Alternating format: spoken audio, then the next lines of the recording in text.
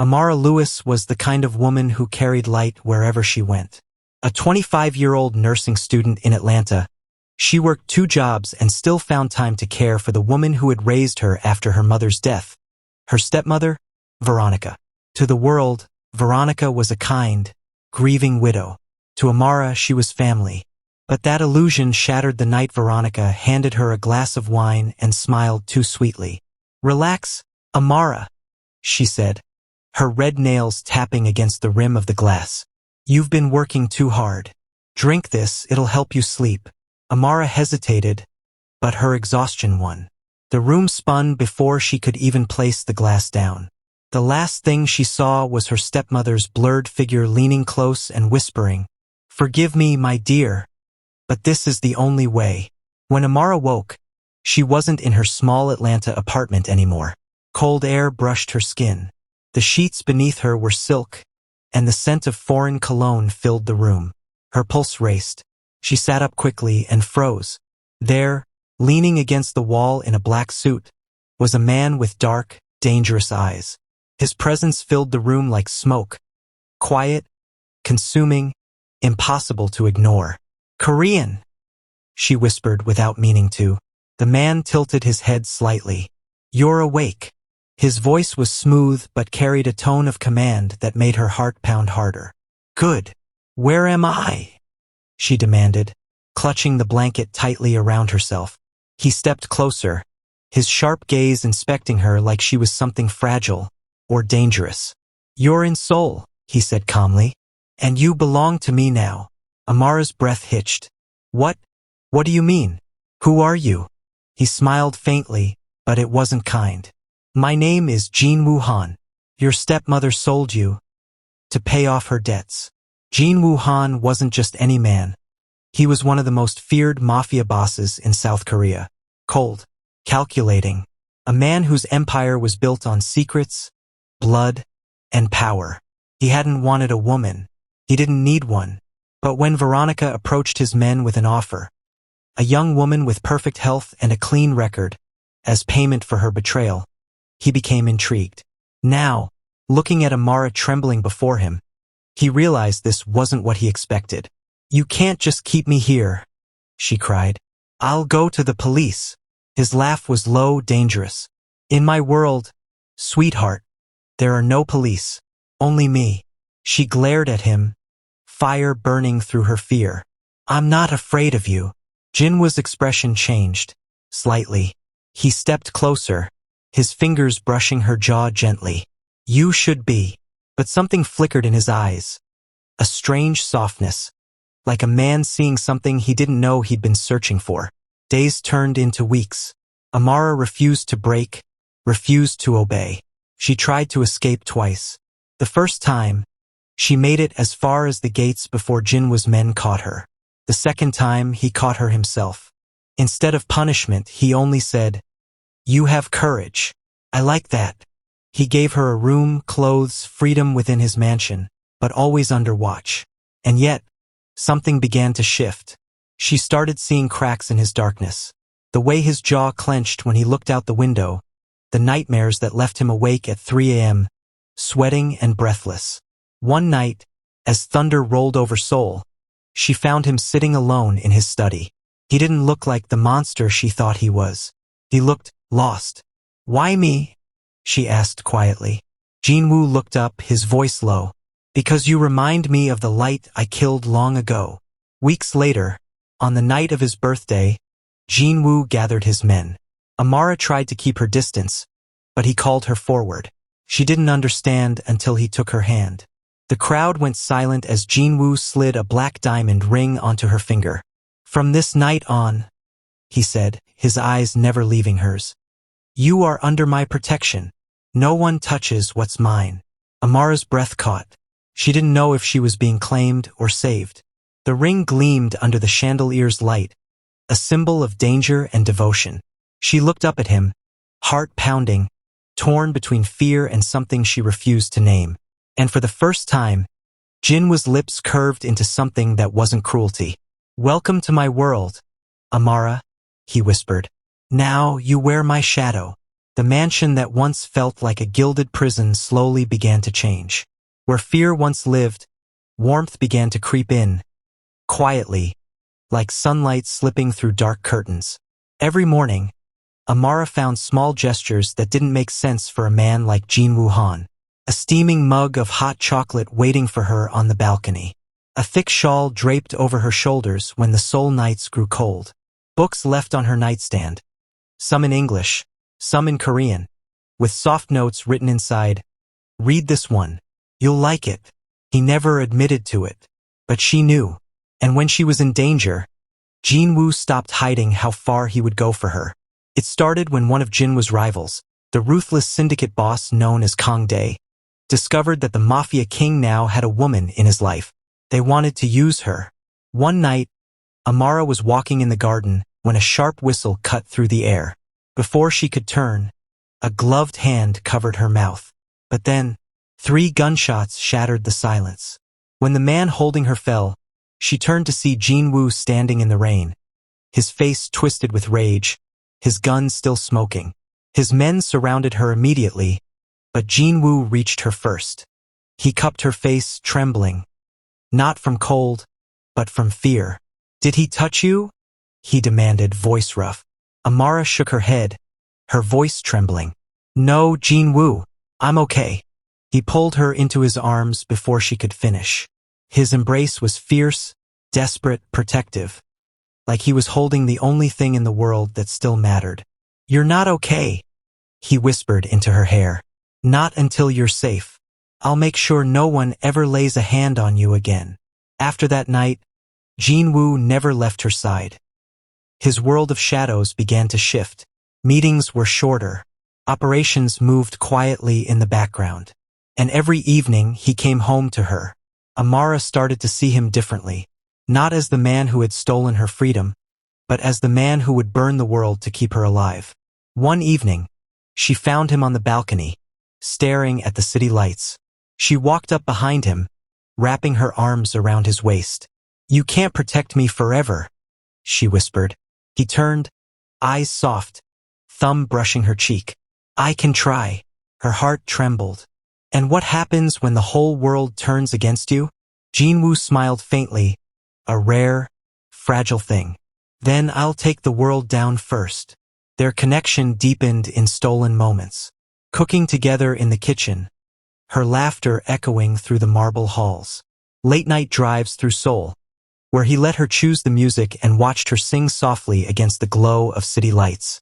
And the nights when she woke from nightmares, of betrayal of her stepmother. And he was there, holding her hand until she fell asleep again. Once, as they sat by the fireplace, Amara whispered, "Why are you doing all this for me?" Jinwoo looked at her for a long moment before replying softly, "Because the day you came into my life, the darkness stopped feeling like home." Her breath caught, and before she could stop herself, she leaned in. Their lips met, hesitant at first, then deeper, slower, warmer. The kiss wasn't rushed. It was a confession, silent, trembling, real. From that night on, Jinwoo's protection became something more sacred. He trained her to defend herself, refused to let her walk alone, and even risked his empire to cut ties with the syndicates that threatened her life. When Kang Dae tried again, sending men to ambush her car, Jinwoo faced him himself. He didn't just destroy his rival's network. He made sure the world knew. The woman with the black diamond ring belonged to Jinwoo Han. Later, when he came home bruised and bloodied, Amara ran to him, tears streaming down her cheeks. "You could have died," she cried, hitting his chest weakly. He caught her hands and pressed them to his heart. "Then I would have died protecting the only person who ever made me feel alive." That night, as the rain drummed against the windows, he pulled her close and whispered, "You were never just something I bought, Amara. You're the only thing I'll never let go of." And for the first time since she'd been taken, Amara didn't feel trapped anymore. She felt loved, deeply, dangerously, irrevocably. Amara's days had become a strange mixture of peace and tension. She'd wake to the scent of Jinwoo's cologne lingering on the sheets, eat breakfast in the sunlit garden, and feel his protective gaze follow her like a silent promise. But beneath the comfort, something gnawed at her. Why her stepmother had betrayed her, and why Jinwoo had really accepted the deal. One evening, when Jinwoo was away handling business, Amara found herself wandering through his private study. Behind the heavy oak desk lay folders sealed with red wax, his MAFIA insignia. She shouldn't have looked, but curiosity burned stronger than fear. She opened one. Her breath stopped. Inside was her name, her photo, her medical records, and beneath it, a letter signed by Veronica Lewis. Payment in full for the debt owed. Delivery, Amara Lewis. Condition, unharmed. Purpose, replacement for Jinwoo's late fiancé, Minseo. The paper slipped from her hands. Her stepmother hadn't just sold her. She had traded her to replace a dead woman. Tears blurred her vision as she sank into Jinwoo's chair. She felt used by everyone. And when the door opened behind her, Jinwoo's voice was low, cautious. You weren't supposed to see that. Jinwoo crossed the room slowly, his expression unreadable. Amara, he began. I didn't take you because you look like her. Then why didn't you tell me? Her voice cracked. You let me think my stepmother just wanted money. You let me believe. He grabbed her wrist gently, forcing her to look at him. Because I was ashamed, he said softly. Because I didn't know what I was doing until it was too late. His eyes softened, the walls around his heart crumbling. Minseo was killed because of me. She trusted me and I couldn't protect her. When your stepmother came with that offer, I thought, maybe if I saved someone else, I could fix what I broke. Amara's anger trembled into heartbreak. She saw the pain behind his stoic mask, the guilt, the loneliness. You can't fix death, Jinwoo, she whispered. He nodded slowly. No, but maybe I can protect life, yours. Their fragile peace didn't last long. Kongdae's syndicate resurfaced, furious over Jinwoo's retaliation. The message was clear. They wanted Amara alive. Jinwoo tightened security, sent his men to guard every entrance, and kept her by his side wherever he went. But Amara refused to stay hidden anymore. I'm not a porcelain doll, she told him. If I'm going to be with you, I won't live in fear. Jinwoo looked at her strength, her fire, and something inside him softened even more. He took her hand, placed it over his heart. Then you'll fight beside me, he said quietly. As my equal, not my prisoner. The war broke out one stormy night. Kongdae's men ambushed Jinwoo's convoy, bullets slicing through the rain. Amara, terrified but defiant, stayed low beside Jinwoo as he returned fire, his movements sharp and deadly. When it was over, the ground was wet with rain and silence. Jinwoo staggered, a wound bleeding through his shirt. Amara rushed to him, pressing her hands against his chest. No, stay with me. He managed a faint smile. I told you, no one touches you without paying for it. Tears streamed down her face. You can't die on me, Jinwoo. Not after everything. Not after After you what? He whispered weakly. She kissed him, her lips trembling. After I fell in love with you. He closed his eyes, letting her words pull him back from the edge. Weeks later, Jinwoo recovered. The war ended. Kongdae disappeared, his empire dismantled by Jinwoo's men. For the first time, peace returned. Amara stood on the balcony of the Han estate, watching the sunrise. Jinwoo came up behind her, his arms wrapping around her waist. You saved me, he murmured. She smiled faintly. We saved each other. He turned her around, pulling a small velvet box from his pocket. Inside was a ring. Not the black diamond from before, but a simple silver band. Not a claim, he said softly. A choice. Stay with me. Not because you have to, but because you want to. Tears filled her eyes as she nodded. Always. He slipped the ring onto her finger, and this time it wasn't a symbol of ownership. It was love. As the morning light bathed them, Jinwoo whispered, You were the light that found me in the dark. And now, I'll spend my life protecting yours. Months passed since the night of blood and rain. Seoul was quiet again, but Jinwoo Han's instincts never rested. He'd learned long ago that peace, in his world, was just the silence before another storm. Amara had returned to her nursing studies, but Jinwoo insisted on driving her to school every morning. No bodyguards, no tinted cars, just the two of them. He said it was safer that way. She said he just wanted an excuse to see her smile before sunrise. Both were right.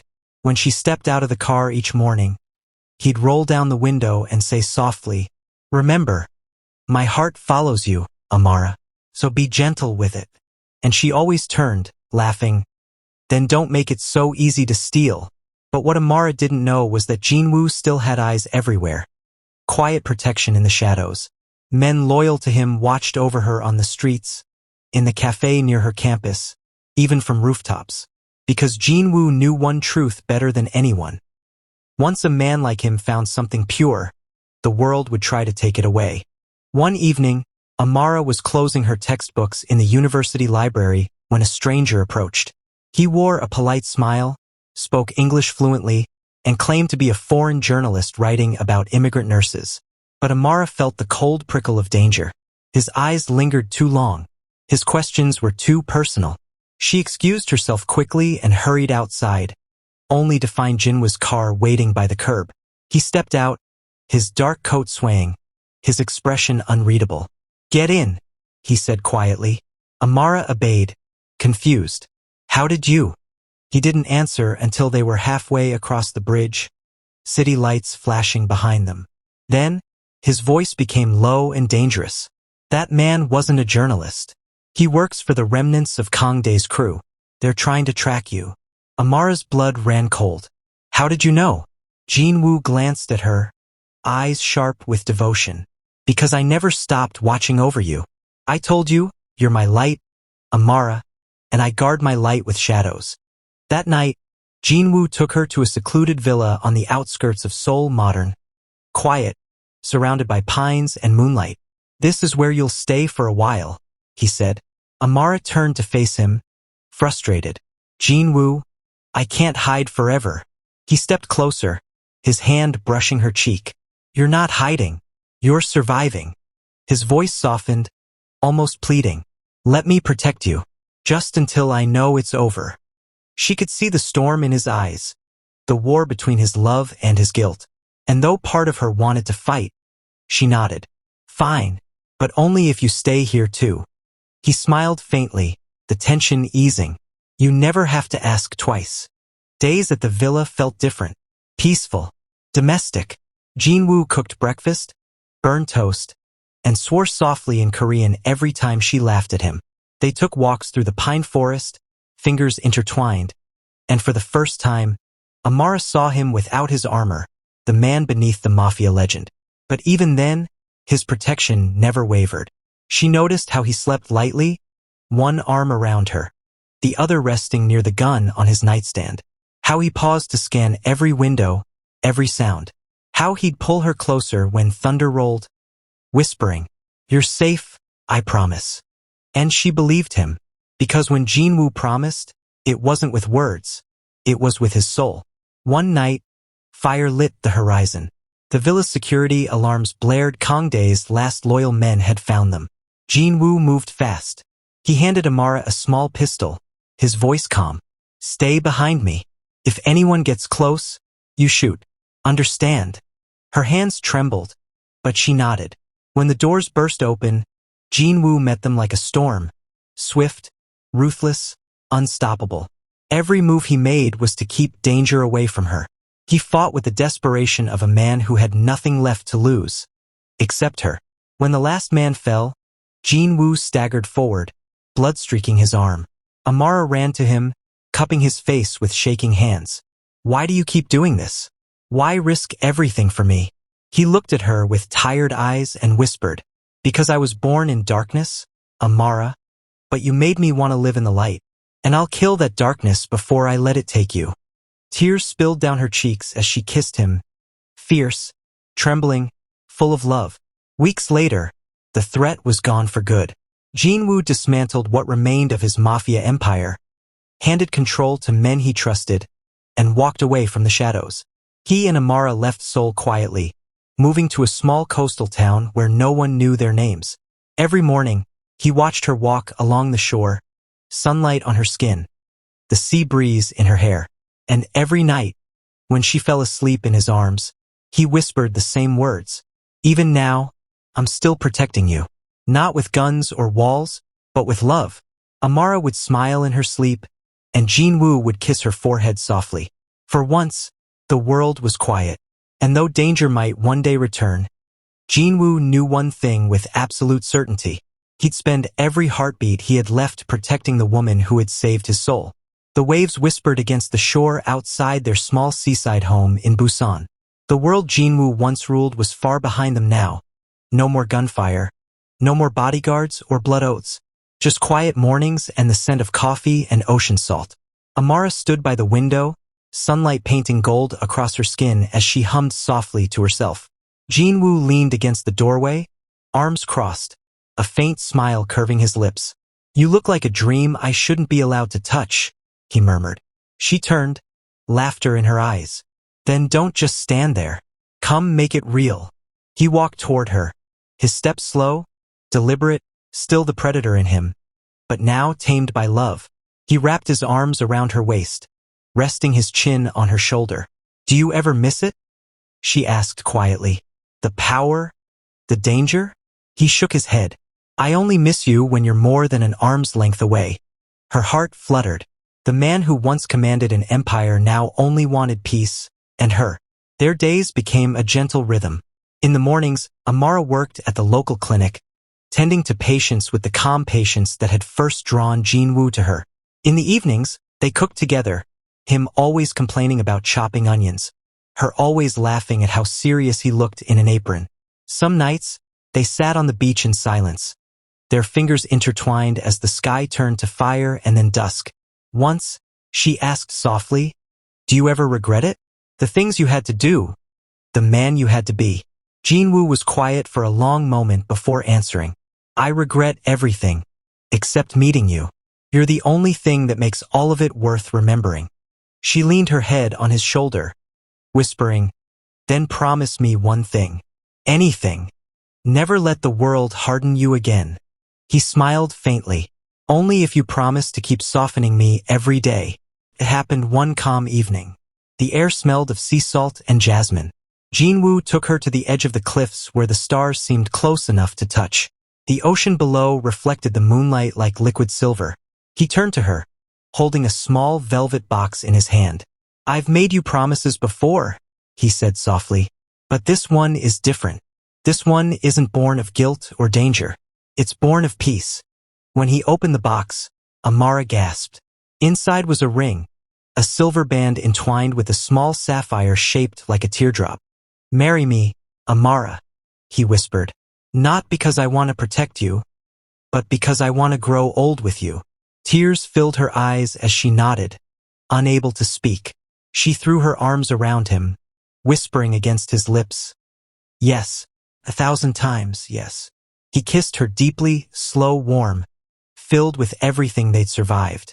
And under the stars, the shadows that once haunted them finally faded for good. Their wedding was small, just a few close friends, the ocean as their witness. Jinwoo wore a white shirt with his sleeves rolled, his usual sharpness softened by peace. Amara wore a simple gown that flowed like the tide itself. As he slid the ring onto her finger, he whispered in her ear, You once said I couldn't protect you forever, but I will spend forever trying. After the ceremony, they danced barefoot on the sand. No guards, no threats, just music, laughter, and the sound of waves against the shore. When the night grew quiet, Jinwoo held her close and whispered, You're my peace, Amara. You're the life I never thought I deserved. She smiled, resting her head on his chest. Then keep deserving me, every day. Years passed gently. They built a life together. A small clinic she managed, and a vineyard he cared for with quiet pride. Jinwoo never stopped watching her. Not out of fear anymore, but out of awe. Every morning he'd bring her coffee, kiss her forehead, and whisper, Still my light. Every evening, she'd curl into him, her fingers tracing the scars on his hands, reminders of the darkness he'd walked through to reach her. And when storms rolled in, thunder shaking their seaside home, he'd still pull her close like old habits never died. Are you afraid? She'd tease. He'd smile softly. Only to lose you. One night, as the waves whispered outside their window, Amara stirred awake to find Jinwoo watching her. What are you thinking? She murmured sleepily. He smiled faintly.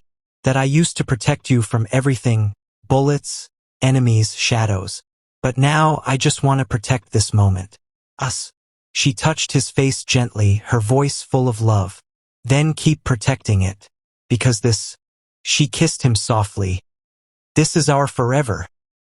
He smiled, eyes closing as he whispered, and forever began the day I found you. Outside, the ocean kept its rhythm. The world went on. But in that quiet home by the sea, a man who had once lived in darkness finally rested in the light, with the woman who had become his entire world. The mornings in Busan were soft. The curtains swayed with the ocean breeze, and sunlight painted gold across their sheets. Jinwoo woke first, as always, brushing a quiet kiss against Amara's hair. She stirred, smiling without opening her eyes. Watching me again? Always, he whispered. I still don't believe you're real. She reached for his hand and pressed it to her cheek. Then keep touching me until you do. He laughed quietly, a sound that still felt rare, precious. Their breakfast became a ritual. Burnt toast he refused to give up making, her teasing him for it, his pretending to be offended until she leaned over and fed him the first bite anyway. On evenings when the sky turned amber, Jinwoo would pull the old record player to the porch. The melody of an old jazz song filled the air. Dance with me, he said. Amara rolled her eyes, but her smile gave her away. You can't dance. Then teach me. He held her close, his hand at the small of her back, her head resting against his shoulder. The rhythm was slow, almost like breathing, two hearts learning to move as one. You're better than you think, she whispered. I have the best teacher, he replied. Their laughter mingled with the sound of waves, the sun dipping low, and the air thick with quiet affection. Sometimes, when Jinwoo couldn't sleep, he wrote to her. Letters he never meant to send. He kept them in a wooden box under their bed. One night, Amara found them. Each page was filled with things he'd never said aloud. You are the peace I never knew I needed. I still wake sometimes thinking the world will take you away. If it ever does, I will find you, in this life or the next. When she looked up, Jinwoo was in the doorway, caught. You weren't supposed to see those, he murmured. She crossed the room and slipped her arms around him. You don't have to write to me, Jinwoo. I'm right here. He kissed her forehead gently. I know, but sometimes I still need to remind myself how lucky I am.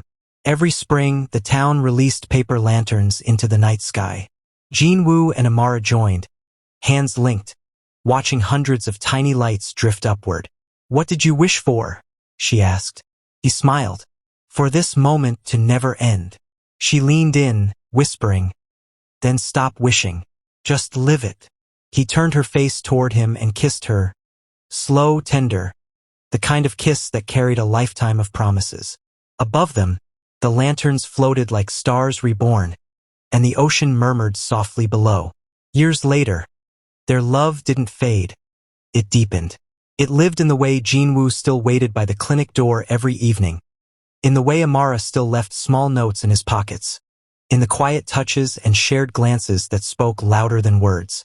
One night, as they sat wrapped in a blanket on the porch, Amara whispered, Do you ever think we were meant to find each other? Jinwoo smiled, brushing a strand of hair from her face. No, he said softly. I think we were meant to save each other. And under the wide Korean sky, the two souls who had once met in darkness stayed wrapped in light, loving each other not with urgency, but with peace. Thank you for watching. If you enjoyed the story, please leave a comment. Also share and subscribe to my channel and click on the notification icon so that you will get notified whenever a new story is uploaded.